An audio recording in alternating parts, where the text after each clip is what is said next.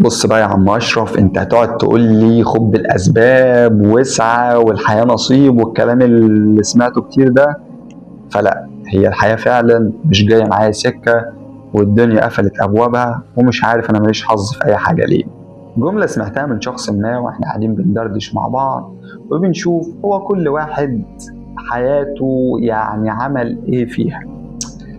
فقلت له يا انت رجعتني مش كام سنه لورا، لا كام شهر لورا. احنا مشكلتنا للأسف ومشكلة ناس كتير قوي وانا كنت واحد منهم، ان اتكلنا دايما على الاسباب اللي حوالينا اللي شايفينها بعيوننا. مشكلتنا دايما ان احنا معتمدين في العالم اللي احنا عايشين فيه. انت قدراتك ايه؟ مهاراتك ايه؟ الترومات اللي عديت بيها والعقد اللي اديت لك خبرة في الحياة وازاي تتعامل مش عارف مع ايه. لقيت ان فعلا انت بتنسب كل حاجة لنفسك، اللي هو اصلا دايما ربنا بيحذرك منها ومن الشيطان. كل حاجة انت بتقيسها من تلقاء او من زاوية. مثلا انا لما فكرت بالعقل فالمنطق بيقول كذا، ونسيت ان اوقات كتير قوي الامر اصلا اكبر من هنا. الامر محتاج ده. طب محتاج ده في ايه؟ محتاج ده انك تلجأ للي خلقك.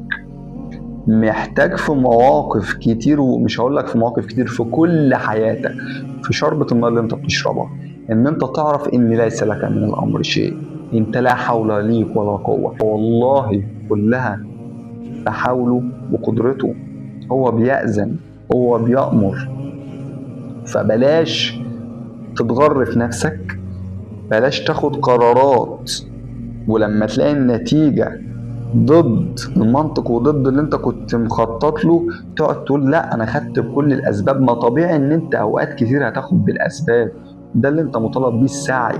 طب النتيجة ما تشترطش على ربنا نتيجة معينة، وما تشترطش على ربنا توقيت معين لسعيك. احنا مشكلتنا رابطين دايما الحاجة في حياتنا إما بنتيجة أو سبب لسعادتنا معين، أو يا رب توقيت معين. ويكاد يكون أصلا أغلبنا معظم الوقت هو مش بيشرك ربنا في الأمر. لا، أنا ماشي. عند يجي حد يسألك أنت عملت دي إزاي، أنت بتقعد تعدد كل اللي أنت عملته وتنسى